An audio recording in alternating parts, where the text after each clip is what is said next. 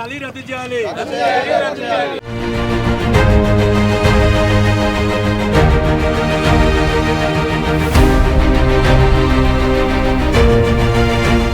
Hello viewers, welcome to Politicos. ప్రస్తుతం మనం షామీర్పేట మండలం వద్ద ఉన్నాం. ఇక్కడ ఏదైతే కేంద్ర ప్రభుత్వం తెచ్చినటువంటి కొత్త విత్తనాల చట్టం ఉందో, అదేవిధంగా కొత్త రైతు చట్టాలు ఉన్నాయో, దాదాపు ఈ 2025లో తెచ్చినటువంటి కొత్త చట్టాలన్నీ కూడా వ్యతిరేకిస్తూ రాష్ట్రంలో ఉన్నటువంటి రైతు సంఘాలు కావచ్చు, అదేవిధంగా ఆల్ ఇండియా కిసాన్ సభ కావచ్చు, అదేవిధంగా సంయుక్త కిసాన్ మోర్చా కావచ్చు, వీళ్ళందరూ కలిసి కూడా ఇక్కడ ధర్నా నిర్వహిస్తూ ఉన్నారు.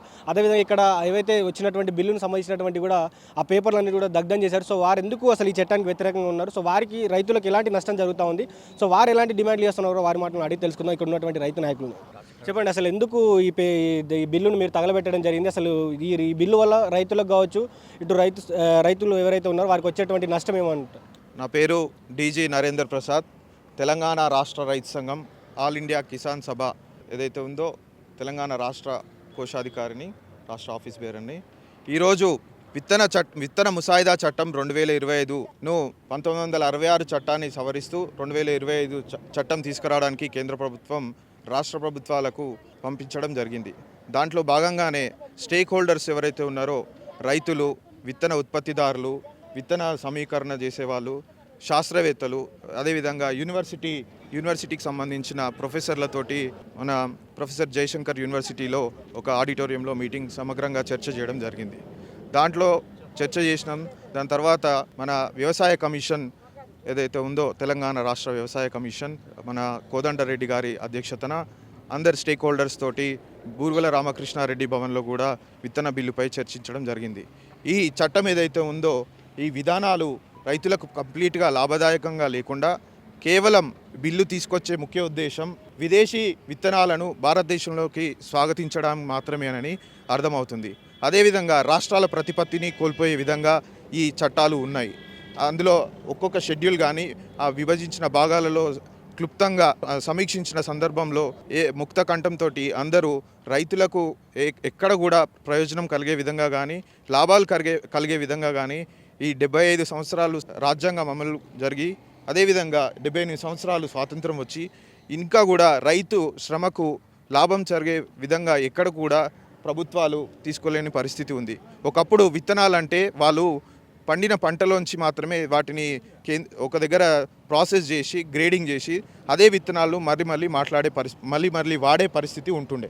కానీ ఇప్పుడు రైతులు కూడా చిన్న సన్నకారు రైతులు మొత్తం, అదేవిధంగా పెద్ద రైతులు, ఉద్యానవన రైతులు నర్సరీల ద్వారా ప్రైవేటు విత్తన కంపెనీల మీద ఆధారపడే పరిస్థితి వచ్చింది. సో ఈ ప్రైవేటు విత్తనాల మీద ఆధారపడే అంటే ప్రైవేటు సర్టిఫికేషన్ కానీ, సీడింగ్ కానీ, అదేవిధంగా డిజిటల్ సీక్వెన్స్ అనే పద్ధతిలో ల్యాబ్లో తయారు చేసిన విత్తనాలు R&D జరగకుండా, ఏదైతే దానికి ఎంత ఈల్డ్ వస్తుంది, ఎంత దాంట్లో పంట వస్తుంది, ఒక ఎకరాకు ఎంత పంట వస్తుంది, దాంట్లో ఎంత లాభం ఉంటుంది అనేది ఏం చర్చించకుండా, విత్తనాలను గుర్తింపు లేకుండా ఈ చట్టాలను కంప్లీట్గా విదేశీ నుంచి దిగుమతి చేసుకునే దానికి ఎలాంటి సర్టిఫికేషన్ కూడా లేదని చెప్పి ఈ చట్టంలో ఒకవేళ నష్టపోయిన రైతులకు అందులో తిరిగి ప్రశ్నించి కేసులు వేసే చట్టం కూడా లేదన్నట్టుగా ఈ బిల్లులో పొందుపరచడం జరిగింది. వాళ్ళు చెప్తున్నటువంటి మాట ఏంటంటే, గతంలో ఉన్నటువంటి ఏవైతే విత్తనాలు ఉన్నాయో అన్ని నకిలీ విత్తనాలు వచ్చినాయి.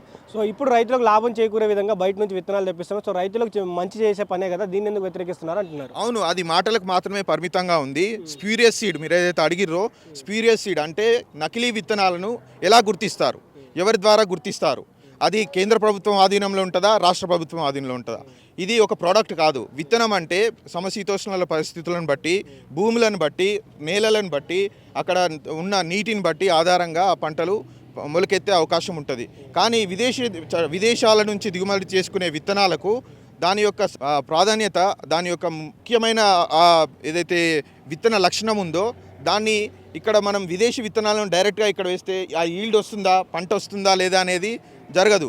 ఒకవేళ ప్రభుత్వం అట్లా చెప్పినా కానీ రాష్ట్ర ప్రభుత్వాలకు ల్యాబ్లు కానీ, సెంటర్లు కానీ, అధికారులు కానీ, వ్యవస్థ కానీ, విత్తనాలను వెరిఫై చేసే ఇన్స్పెక్టర్లు కానీ, ఇలాంటి వ్యవస్థలు ఏమీ లేకుండా కూడా ఇలాంటి సందర్భంలో ప్రైవేట్ వ్యక్తులకు అదే నర్సరీలు ఉన్నాయి, R&D ల్యాబ్లు ఉన్నాయి, మంచి ఇన్స్టిట్యూషన్స్, టెక్నీషియన్స్, అదేవిధంగా టెస్టింగ్ టూల్స్ కానీ, పరీక్షా కేంద్రాలు కానీ అన్ని ప్రైవేట్ వ్యక్తులకు మాత్రమే ఉన్నాయి. ఇన్ని సంవత్సరాలు జరిగినా కానీ రైతుల కోసం ఇంత గొప్పగా చెప్పుకునే ఏ ప్రభుత్వం కూడా ఒక్క ల్యాబ్లు కానీ, ఇలాంటి టెస్టింగ్ సెంటర్లు కానీ, R&D సెంటర్లు కానీ ఇప్పటి వరకు లేవు. అంటే దీన్ని బట్టి మనకు అర్థమవుతుంది ఏంటంటే, ఈ చట్టం తేవడం ద్వారా డైరెక్ట్గా ప్రైవేట్ వాళ్లకు ఒకసారి చట్టం అమలైందనుకో దాని ప్రైవేట్ వ్యక్తులకు వెళ్ళే ప్రమాదం ఈ బిల్లులో కనిపిస్తుందని మేము ముక్త కంఠంతో సంయుక్త కిసాన్ మోర్చా అదేవిధంగా ఆల్ ఇండియా కిసాన్ సభ తెలియజేయడం జరిగింది. చెప్పండి, మీరు చేస్తున్నటువంటి ప్రధాన డిమాండ్లు ఏంటో అవి చెప్పండి. ప్రధానంగా ఈరోజు భారతదేశంలో ఉన్నటువంటి బీజేపీ ప్రభుత్వము రైతులకు అనేక చట్టాలు తీసుకొచ్చేసి రైతులకు ఉన్నటువంటి లాభాలని కాయరాలు చేయడానికి ప్రయత్నం చేస్తూ ఉన్నది. ముఖ్యంగా ఇప్పుడు ఏదైతే మా మిత్రుడు చెప్పిండో 2025 చట్టం అనేది తీసుకొచ్చేసి రైతులకు ఏదైతే బెనిఫిట్ ఉన్నటువంటి చట్టాలను రద్దు చేసేసి కేవలం బూర్జవా లక్షణాలతోటి కంపెనీలకి దాతం చేయాలని చెప్పేసి వాటి మీద లాభాలన్నీ కూడా వాళ్ళు పొందాలనే ఉద్దేశంతో రైతుల యొక్క బాగోగులు ఆలోచించకుండా ఈ ఇథనాల చట్టం వల్ల ఇథనాలు నాణ్యత ఉన్నదా లేదా చూడకుండా కేవలం మామిడికాయకు మసిపూసినట్టు చేస్తున్నది ఈ కేంద్ర ప్రభుత్వం. ఎందుకంటే ఇందాక మేము ఆలోచించాం, ఎందుకంటే గవర్నమెంట్ కేంద్ర ప్రభుత్వం వచ్చే గవర్నమెంట్ రైతుల కోసం మేలు చేస్తుంది, రైతులకు అనేకటువంటి సవరణ తీసుకొస్తుంది అని రైతులు బాగా ఆలోచించి అధికారులకు వచ్చిన తర్వాత వాళ్ళని పట్టించుకోకపోవడం వల్ల వాళ్ళ యొక్క ఉన్నటువంటి హక్కులని కారాస్తున్నటువంటి సంగతి గతం కూడా చూసాం. మీకు 2021, 2022లో కేంద్రంలో ఉన్నటువంటి ప్రభుత్వానికి వ్యతిరేకంగా మొత్తం భారతదేశంలో ఉన్నటువంటి అన్ని రాష్ట్రాల నుంచి కూడా వచ్చినటువంటి నెల చట్టాలు ఏదైతే రైతులకు వ్యతిరేక చట్టాలు తీసుకొచ్చిందో దానికి మొత్తం ఉవ్వెత్తున రైతులందరూ కదిలి వచ్చి ఢిల్లీని ముట్టడి చేయడం జరిగింది. ఇవన్నీ విషయాలు మీకు అందరికీ కూడా తెలుసు, ప్రభుత్వానికి కూడా తెలుసు. అయినప్పటికీ అక్కడ కొన్ని సంవత్సరాలు ఉద్యమం చేయడం వల్ల 7,750 మంది రైతులు చనిపోవడం వల్ల తప్పనిసరి కేంద్ర ప్రభుత్వం దిగి వచ్చేసి ఆ చట్టాలను ఏదైతే 3 చట్టాలు తీసుకొచ్చిందో దాన్ని రద్దు చేస్తామని చెప్పేసి రాతపూర్వకంగా మాట ఇచ్చి ఇవ్వడం వల్ల రైతులందరూ కూడా సంతోషించారు, ఇప్పటికైనా దిగి వచ్చిందని చెప్పేసి. కానీ ఇప్పటికి కూడా 5 సంవత్సరాలు జరుగుతున్నప్పుడు కూడా ఆ చట్టాన్ని మళ్ళీ దొంగ చట్టాన్ని అమలు చేయడానికి ప్రయత్నం చేస్తూ ఉన్నది ఈ కేంద్ర ప్రభుత్వం ఉన్నటువంటి బీజేపీ ప్రభుత్వం. ఉదాహరణకి వచ్చిన చట్టాల వల్ల ఇది గ్రాండ్ స్కీమ్ అని చెప్పేసి చట్టం అని చెప్పేసి ఎలక్ట్రికల్ డిపార్ట్మెంట్ని కూడా ప్రైవేట్ పరం చేసేసి గిడ్డంగులని ఎలక్ట్రికల్ ఉత్పత్తిని అంతా కూడా ప్రైవేట్ పరం చేసేసి ఇప్పుడున్నటువంటి బీదవాళ్ళు ఏదైతే రైతులు మోటార్ వాడుకుంటున్నారో దానికి మినిమం ఛార్జ్ చేసి 30 రూపాయలు ఇస్తున్నారు. రాబోయే రోజుల్లో ఈ ప్రైవేట్ పరం చేయడం వల్ల ఆ 30 రూపాయలు తీసేసేసి ఎంత బిల్లు ఇస్తే అంత కట్టాలని చెప్పేసి రైతుల మీద భారం మోపాలని ప్రయత్నం చేస్తూ ఉన్నది. కాబట్టి ఇది ఎట్టి పరిస్థితుల్లో కేంద్రంకి వచ్చే చట్టాలని అమలు చేయడానికి వీల్లేదు. ఈ రైతులు నష్టపోతారనే ఉద్దేశంతో జాతీయ మన సంయుక్త మోర్చా ఆదేశం ప్రకారంగా రాష్ట్రంలో అన్ని జిల్లాల్లో మరి ఈ కార్యక్రమం జరుగుతుంది. కాబట్టి దాంట్లో భాగంగా ఇక్కడ చేస్తూ ఉన్నాం. ప్రభుత్వాన్ని ఏం డిమాండ్ చేస్తా ఉన్నారు? సంబంధించినటువంటిది ఏంటంటే ప్రధానంగా ఇవాళ విత్తనానికి సంబంధించినటువంటిది మన దేశంలో మన భూసారానికి దానికి పనికొస్తుందా లేదా విదేశాలకు భూములకు మన భూములకు చాలా డిఫరెంట్ ఉంది. వాళ్ళు అక్కడ తయారు చేసినటువంటి విత్తనాన్ని ఇక్కడ పంపితే ఇక్కడ గతంలో కూడా విదేశాల నుంచి వచ్చినటువంటి విత్తనాలను మనం వేస్తే ఎలాంటి పంటలు రాకుండా నష్టపోయినటువంటి పరిస్థితులు ఉన్నాయి. రెండోది ఏంటంటే దానికి ఎలాంటి ఇన్సూరెన్స్ అనేది కూడా ప్రభుత్వం చెల్లించడం లేదు. ఈరోజు నష్టపోయినటువంటి రైతులు అనేక మంది ఉన్నారు. మరి అటువంటి పరిస్థితులలోనే ఈ చట్టాలను తీసుకొచ్చి 3 చట్టాలను తీసుకొచ్చి గతంలో కూడా ప్రధానమంత్రి క్షమాపణ చెప్పినటువంటి పరిస్థితి ఉంది. ఇవాళ విద్యుత్ బిల్లు అనేది కూడా మినిమం 30 రూపాయలు వస్తూ ఉంది. దాన్ని కూడా విద్యుత్ చట్టాన్ని కూడా సవరించి మళ్ళీ గతంలో ఈ రైతులకు సంబంధించినటువంటి కరెంట్ ఎంత వాడుకుంటే దానికి అంత ఆ లెక్కన మరి చేయాలనేటువంటి ఆలోచనతోనే ఇవాళ కేంద్ర ప్రభుత్వం దీన్ని ఖచ్చితంగా అమలు చేయడానికి పూనుకోవడం అనేది జరిగింది. గతంలో ఏ విధంగానైతే మేము మరి అన్ని దేశవ్యాప్తంగా రైతు సంఘాలు అన్నీ కలిసి కూడా వివిధ రైతు సంఘాలన్నీ కలిసి కూడా దీన్ని పెద్ద ఎత్తున పోరాటం చేయటం వలన ప్రధానమంత్రి లాస్ట్కు క్షమాపణ చెప్పి మరి ఇది చేయడం అనేది జరిగింది. మరి అప్పుడు 1 సంవత్సరంన్నర పాటు 2021లో 1 సంవత్సరం పాటు మరి ఈ ఆందోళన కార్యక్రమం చేపట్టడం వల్ల ప్రభుత్వం వెనక తగ్గటం అనేది జరిగింది.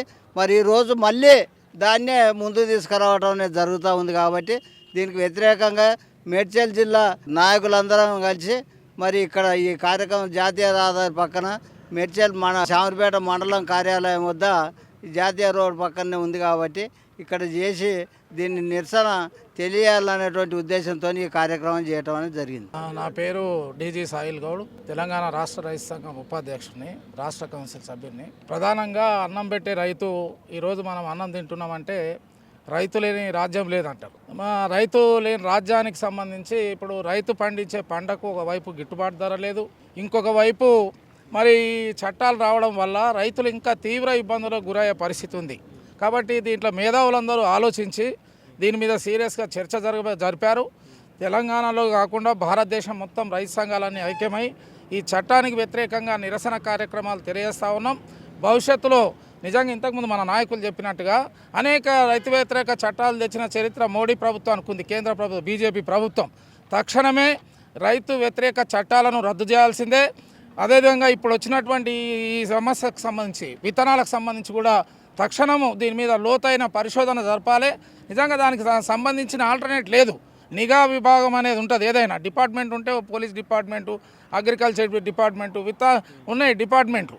దానికి సంబంధించి అన్వేషణ జరిపి నిజంగా ఇది కార్పొరేట్ శక్తులకు ఉపయోగపడే దిశగా ఉన్నది కాబట్టి తక్షణమే ఈ రైతు వ్యతిరేక విధానాలను రద్దు చేయాలి. రద్దు చేసే వరకు తెలంగాణలో ఉన్నటువంటి రైతాంగాన్ని అందరినీ ఐకమత్యం చేసి భవిష్యత్తులో పెద్ద పోరాటానికి ఉద్యమాన్ని లేవదీస్తామని సందర్భంగా తెలియజేస్తూ నిరసన తెలియజేస్తూ ఉన్నాం. ఈ రైతు వ్యతిరేక చట్టాలు రద్దయ్యే వరకు కూడా పోరాటాలను కొనసాగిస్తామని సందర్భంగా తెలియజేస్తా ఉన్నాం. ఇది రైతు సంఘం నాయకులు చెప్తున్నటువంటి మాట. ఏదైతే కేంద్ర ప్రభుత్వం తెచ్చినటువంటి కొత్త బిల్లు ఉందో, విత్తనాల బిల్లు కావచ్చు, అటు రైతులకు సంబంధించినటువంటి కొన్ని వ్యతిరేక చట్టాలు అయితే ఉన్నాయి. సో దానికి సంబంధించినటువంటి ఏదైతే విత్తనాలు బయట నుంచి కొనుగోలు చేసి ప్రజలకు ఇవ్వాలనే ఒక ఆలోచనతో ప్రభుత్వం ఉంది కాబట్టి సో అట్లాంటి చర్యలన్నీ మానుకోవాలి. ఎందుకంటే మాకు ఉన్నటువంటి వాతావరణం వేరు, వాళ్ళకు ఉన్నటువంటి వాతావరణం వేరు. సో మా వాతావరణానికి తగ్గట్టుగా మాకు విత్తనాలు ఉండాలి. సో ఆ విధంగానే ఇక్కడ మన దేశంలోనే ఉన్నటువంటి విత్తనాలు మాత్రమే వాడాలి. విదేశాల నుంచి విత్తనాలను మనం ఇంపోర్ట్ చేసుకోవద్దని కూడా వాళ్ళు చెప్తా ఉన్నారు. అదేవిధంగా కేంద్ర ప్రభుత్వం కావచ్చు, రాష్ట్ర ప్రభుత్వాలు కావచ్చు, ఏదైతే ప్రతి ఒక్క శాఖకి సంబంధించినటువంటి ఏదో ఒక నిఘా వ్యవస్థ ఉంటుంది.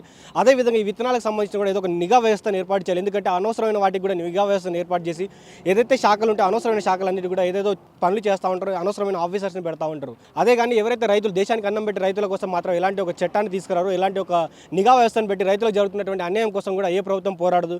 వచ్చినటువంటి ప్రభుత్వాలన్నీ కూడా మేము రైతు ప్రభుత్వాలని చెప్పుకుంటాయి, కానీ రైతుల కోసం పోరాడే ప్రభుత్వం కూడా ఏది కూడా ఉండదు. కాబట్టి రాష్ట్రంలో ఉన్నటువంటి రైతు సంఘాలు కావచ్చు, దేశంలో ఉన్నటువంటి రైతు సంఘాలు కావచ్చు, ఈ రైతు వ్యతిరేక చట్టాలు విత్తనాలు ముఖ్యంగా ఈ విత్తన చట్టానికి కూడా చాలా పెద్ద ఎత్తున నిరసన తెలుపుతా ఉన్నారు. దేశం అంతా కూడా భగ్గుమంటా ఉంది. కాబట్టి అటు రాష్ట్ర ప్రభుత్వం కావచ్చు, కేంద్ర ప్రభుత్వాలు కావచ్చు మాట్లాడుకొని చట్టాల్లో ఉన్నటువంటి ఏవైతే మైనస్ ఉందో, ఏదైతే ఈ రైతులకు ఇబ్బంది కలిగించే విధంగా ఏవైతే చట్టాలు ఉన్నాయో ఆ చట్టాలని సవరించి వారికి న్యాయం జరిగే విధంగా, ఎందుకంటే రైతు బాగుంటేనే దేశం బాగుంటుంది. కాబట్టి దాదాపు ఈ దేశంలో రైతే ఎక్కువ శాతం పనిచేస్తారు. కాబట్టి ఈ దేశం ఉంటుంది అంటే దేశంలో ఉన్నటువంటి రైతు పండిస్తున్న పంట తినే చాలామంది ఉంటున్నాం. కాబట్టి రైతులకు న్యాయం జరిగే విధంగా కూడా కేంద్ర ప్రభుత్వం గతంలో తెచ్చినటువంటి చట్టాలు కావచ్చు, ఇప్పుడు 2020లో చేసినటువంటి విత్తన సముదాయ చట్టాలు కావచ్చు, వీటన్నిటిని కూడా మార్చి ఇక్కడ ఉన్నటువంటి దేశ ప్రజల్లో రైతులకు ముఖ్యంగా రైతులకు న్యాయం జరిగే విధంగా కూడా చర్యలు తీసుకొని రైతులు ఆదుకునే విధంగా మీ చట్టాలు మళ్ళీ వెనుకకు తీసుకోవాలని కూడా పొలిటికోస్ మీడియా ద్వారా కోరుతా ఉన్నాం.